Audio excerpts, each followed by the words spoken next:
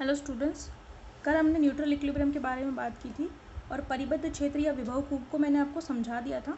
और आपको समझाने के बाद मैंने ये कहा था कि आप लोग लिख लेना इसको, ठीक है ना, जो जो मैंने बात बोली थी। लेकिन फिर भी मैं इसको थोड़ा सा समराइज़ करके लिख देती हूँ उन बच्चों के लिए जिनको लिखने में दिक्कत है। बाकी जिनको मैंने बोला था सबको ही बोला था, पर उनमें से लिख लिया होगा बच्चों ने जो सिंसियर हैं, ठीक है।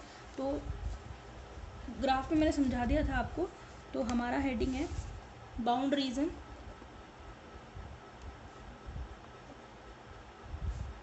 और पोटेंशियल वेल, इसी को बोलते हैं बाउंड रीजन और potential well and bound states.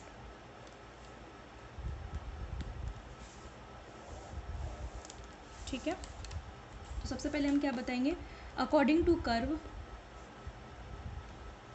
If particle is in a potential well, और एक पोटेंशियल वेल अपन साइड में बना देते हैं। उसी कर्व का एक कर्व मैं यहाँ बना रही हूँ। ये किस किस के बीच में है, पोटेंशियल एनर्जी यू आर या यू एक्स कह लो, कोई दिक्कत नहीं है, ठीक है ना। एक ही डायमेंशन का ले रहे हैं तो इधर एक्स है, इधर पॉजिटिव में है, और इधर एक्स है, और ये कैसे है, नेगेटिव में है, ठीक है, और ये ज़ीरो है। तो ये पोटेंशियल वेल की बात कर रही हूँ। इसमें पार्टिकल अगर यहाँ पर है तो ये स्टेबल इक्विलिब्रियम स्टेट में है, ठीक है। स्टेबल इक्विलिब्रियम स्टेट में थोड़ा डिस्प्लेस करोगे आप तो पार्टिकल पर नीचे की तरफ फोर्स लगेगा, और जब आप ऊपर की तरफ लेके जाओगे इसको, है ना, इसमें एक एनर्जी अगर अपन फिक्स कर दें, है ना, एनर्जी ई अगर अपन फिक्स कर दें इसमें, ठीक है, तो अगर पार्टिकल को यहाँ तक उठा के लेके जाओगे तो पोटेंशियल एनर्जी यहाँ पे मैक्सिमम होती है, नीचे आओगे तो पोटेंशियल काइनेटिक एनर्जी मैक्सिमम होती है।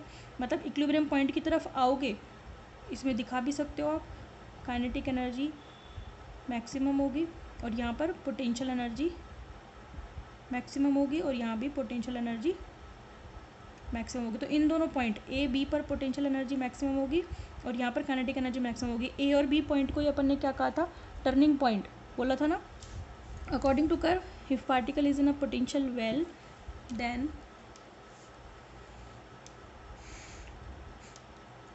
its curve is obtained according to following diagram, है ना। ये डायग्राम आप अलग से बना लेना पोटेंशियल वेल के लिए, ठीक है।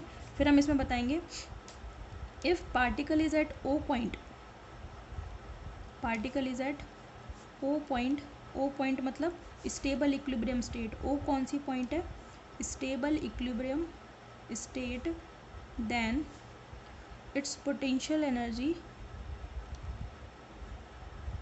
ऐसे लिखना, it has only potential energy. जब यहाँ पे होगा तो केवल पोटेंशियल एनर्जी तो होगी। Now if it is displaced, it is displaced to the point B, यानी कि बी पॉइंट पर लेके आ रही हूँ मैं, सारी बातें लिख रही हूँ मैं आज जो मैंने कल समझाई थी। Then its potential energy is maximum, potential energy is maximum, यानी कि इसकी, और मुझे नहीं लगता इंग्लिश में समझने में कोई दिक्कत आ रही होगी, सिंपल इंग्लिश चल रही है आपकी, ठीक है। Its potential energy is maximum if it is released, यानी अगर इसको यहाँ से छोड़ा जाता है, if it is released at B point then potential energy converts into kinetic energy, potential energy converts into kinetic energy, ठीक है, एंड इट बिकम्स मैक्सिमम, कौन, इट कौन, kinetic energy, it becomes maximum to the equilibrium point, equilibrium point and particle reach to the A point, यानी कि यहाँ पर, यहाँ से यहाँ तक लेके जाते हैं, पोटेंशियल एनर्जी मैक्सिमम है, यहाँ से छोड़ते हैं तो काइनेटिक एनर्जी में कन्वर्ट होना शुरू होती है, यहाँ पर आते हैं तो काइनेटिक एनर्जी मैक्सिमम होती है, फिर ये कहाँ पहुँच जाता है पार्टिकल, ए पॉइंट पर, ठीक है ना। अब ए पॉइंट पर मैंने लिख रखा है पोटेंशियल एनर्जी फिर से मैक्सिमम हो जाती है। देखो मैंने एरो करके और ये करके सारा डायग्राम में दिखा दिया, समझ में आ रही बात। तो नीचे की तरफ आएंगे तो हमेशा काइनेटिक एनर्जी बढ़ती जाएगी और इन दोनों पॉइंट ए और बी पर पोटेंशियल एनर्जी हमेशा मैक्सिमम रहेगी, ठीक है। तो पार्टिकल कहाँ पर रहता है, particle reach to point A where again potential energy is maximum, यहाँ पर आते हैं, पोटेंशियल एनर्जी फिर से मैक्सिमम हो जाती है. Now when particle come towards the O point,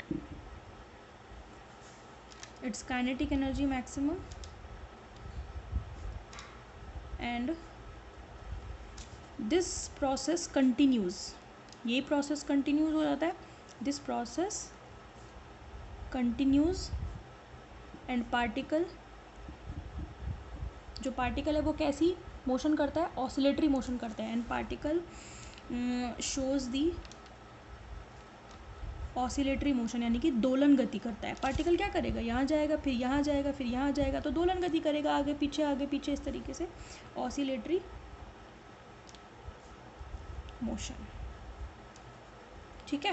फिर मैंने दो डेफिनेशन बताई थी आपको, एक तो ए और बी के बारे में बताई थी कि ये टर्निंग पॉइंट है, और एक मैंने बंधित अवस्था के बारे में बताई थी.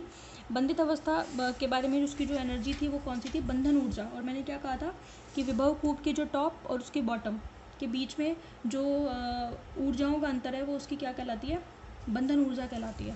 ठीक है. देखिए ज़रा फटाफट से दो डेफिनेशन और लिख लेते हैं. एक है टर्निंग पॉइंट. टर्निंग पॉइंट या इसको हिंदी में हम बोलते हैं वर्तन बिंदु. इसको कैसे डिफाइन करेंगे, क्या है टर्निंग पॉइंट. टर्निंग पॉइंट होगा the point A and B curve में जो दिख रहे हैं आर टर्निंग पॉइंट. क्यों है वो turning point, because at these points potential energy is maximum. Potential energy is maximum और काइनेटिक एनर्जी इज़ ज़ीरो. दोनों ही बातें कह सकते हो आप कि वो बिंदु जहाँ पर काइनेटिक एनर्जी ज़ीरो है या पोटेंशियल एनर्जी मैक्सिमम है, वो पॉइंट क्या कहलाएगा आपका, टर्निंग पॉइंट या फिर वर्तन बिंदु. देखो भाई, काइनेटिक एनर्जी ज़ीरो है तभी तो पार्टिकल वापस लौट कर आया ना. अगर उसके पास वेलोसिटी होती तो वो आगे मूव करता रहता. बात समझ में आ रही है. तो at these point potential energy is maximum and kinetic energy is zero. तो वो पॉइंट ए और बी क्या कहला रहे हैं यहाँ पे, टर्निंग पॉइंट कहला रहे हैं. ठीक है. नेक्स्ट है आपकी बाइंडिंग एनर्जी की डेफिनेशन. बाइंडिंग एनर्जी बोले तो बंधन ऊर्जा. बंधन ऊर्जा क्या कहलाएगी, the energy difference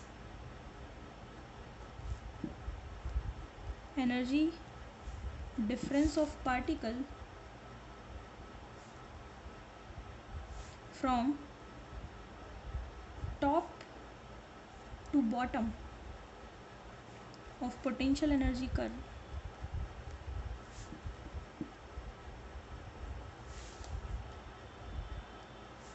is called binding energy. Hindi में बोल देती हूँ मैं, यानी कि स्थितिज ऊर्जा वक्र में स्थितिज ऊर्जा वक्र के शीर्ष और तल के मध्य ऊर्जाओं का अंतर क्या कहलाता है, बंधन ऊर्जा कहलाता है, या फिर जिसको अपन बोलते हैं बाइंडिंग एनर्जी. राइटिंग को लेकर थोड़ा सा कर लेना आप लोग एडजस्ट, बिकॉज जल्दी में हो जाती है और मैं बोल भी रही हूँ. अगर कोई वर्ड समझ में नहीं आया तो आप लिख लेना खुद से. ठीक है. इतने छोटे भी नहीं हो अब आप. ठीक है ना. अच्छा, एक इम्पॉर्टेंट और है, अंतर आणविक या अंतर परमाणविक स्थितिज ऊर्जा वक्र को किस तरीके से दिखाते हैं वो भी बता देती हूँ. हालांकि आपने बना रखा है, कई बार आपने देखा हुआ भी है. अगर किसी भी सॉरी, ये तो ऊपर चला गया, नीचे आएगा ये, है ना, इसको हटा लेना. ये इस तरीके का कर्व मिलता है. ये कब मिलता है, इधर एक्स है आपका या आर कह लो, एक्स कह लो या आर कह लो, और इधर भी आपका क्या है, यू आर. तो उधर तो है पॉजिटिव में और इधर यू आर जो है वो है नेगेटिव में. ठीक है. ये क्या है, this is the potential energy curve for अंतर परमाणविक और अंतर आणविक, यानी कि फॉर इंटर एटॉमिक और इंटर मॉलिक्यूल. तो आप क्या कहोगे, दिस इज़ इंटर एटॉमिक, यानी कि दो परमाणुओं के मध्य या दो अणुओं के मध्य स्थितिज ऊर्जा वक्र है. ठीक है. इंटर एटॉमिक और inter molecular curve potential energy curve. ठीक है. इंटर एटॉमिक और inter molecular potential energy curve. तो यहाँ तक की अपनी बात जो है वो कंप्लीट हो गई है, समझ में आ गई. अब आगे की बात सुनिए. मैं डेरिवेशन की बात कर रही थी आपसे। देखो, जो भी पोटेंशियल एनर्जी है उसको मैं टेलर सीरीज़ में एक्सपेंड कर रही हूँ। अब टेलर सीरीज़ क्या होती है? टेलर सीरीज़ होती है, मान लो कि कोई भी, इधर बता रही हूँ, इधर रफ वर्क समझना है इसको। कोई फंक्शन है f(x) और इसको मुझे टेलर सीरीज़ में एक्सपेंड करना है। तो कैसे एक्सपेंड करेंगे? सबसे पहले उस पर्टिकुलर पार्टिकल की वैल्यू एक फंक्शन पे या किसी बिंदु पे निकालते हैं, जिसको अगर अपन f(x0) कह रहे हैं तो f(x0) plus x minus x0 f dash x upon factorial 1 plus x minus x0 का whole square f double dash x upon factorial 2 plus and so on. This is what? This is Taylor series. ये आपको हमेशा ध्यान रखनी है। ये हालांकि mathematics में भी आती है और आपके आगे आ जाएगी, नहीं भी आई है तो, लेकिन आपको ये ध्यान रखनी है कि टेलर सीरीज़ है। टेलर सीरीज़ में क्या किया है मैंने? किसी भी फंक्शन को किस में एक्सपेंड कर दिया? x0 उसका कोई भी पर्टिकुलर पॉइंट है जिसको अपन इक्विलिब्रियम पॉइंट कह सकते हैं, ठीक है। इक्विलिब्रियम पॉइंट है, उसके ऊपर फंक्शन की वैल्यू निकालेंगे, फिर उस किसी भी पोजिशन में से उस इक्विलिब्रियम पॉइंट की पोजिशन को घटाएंगे, एक बार डिफ्रेंशिएशन करेंगे, ठीक है। और फिर क्या करेंगे? नीचे फैक्टोरियल 1 लगा देंगे, ऐसे ही फिर आगे भी एक्सपेंड करेंगे। अच्छा, एफ डैश एक्स की वैल्यू जो है ये कहाँ निकालेंगे? At X is equals to x0, और ये भी at X is equals to x0। और आगे और भी एक्सपेंड कर सकते हो आप चाहो तो, x माइनस x0 का whole cube plus F triple dash X, और नीचे फैक्टोरियल 3 हो जाएगा। वैसे ही मैं इस फंक्शन पोटेंशियल एनर्जी के फंक्शन को भी एक्सपेंड कर रही हूँ। तो मैं क्या लिख सकती हूँ? ux0 प्लस क्या लिखोगे? x माइनस x0 है ना, x minus x0 u dash x0। क्या लिखेंगे? u डैश x0 मतलब ऐसे लिख दूँ, del u by del x at x is equals to x0। अरे भाई एक बार तो डिफ्रेंशिएशन था ना x is equals to x0 पर, ये x is equals to x0 है, ठीक है। तो मैंने डैश लिख दो, एक बार डिफ्रेंशिएशन, या del u by del x लिख दो, एक ही बात है, ठीक है। प्लस आगे जाओगे तो कैसे एक्सपेंड करोगे? x माइनस x0 का whole square delta 2u by del X square, कहाँ पर? At x is equals to x0 पर। अच्छा, फैक्टोरियल तो रह गया, तो लगा दो फैक्टोरियल, इस पर फैक्टोरियल 2 आएगा, यहाँ पे फैक्टोरियल 1 आएगा, ठीक है ना। प्लस एंड सो ऑन, और भी आगे जाकर आप इसको एक्सपेंड कर सकते हो। अब आप मैथमेटिक्स में पढ़ते हो क्या नाम से, मिनिमा और मैक्सिमा। मिनिमा जहाँ होगा वहाँ पर पार्टिकल स्थायी होता है, क्योंकि मिनिमा का मतलब है एनर्जी मिनिमम, और जहाँ पर मैक्सिमा होगा जिसका मतलब एनर्जी ज़्यादा है, तो वहाँ पर वो होगा अनस्टेबल, ठीक है ना।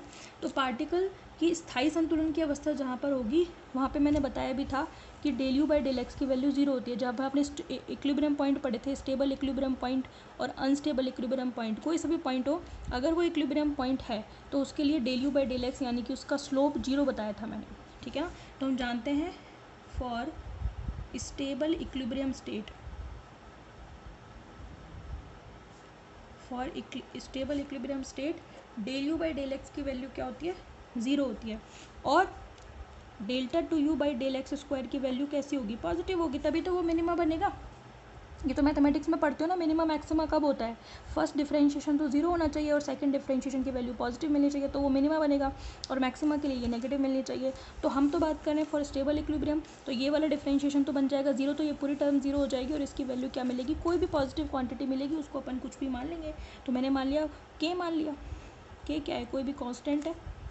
बात समझ में आ गई? देयरफॉर ये इक्वेशन क्या बन जाएगी आपकी? ux is equals to ux0 plus x minus x0 का होल स्क्वायर फैक्टोरियल 2, और साथ में क्या आ जाएगा? k।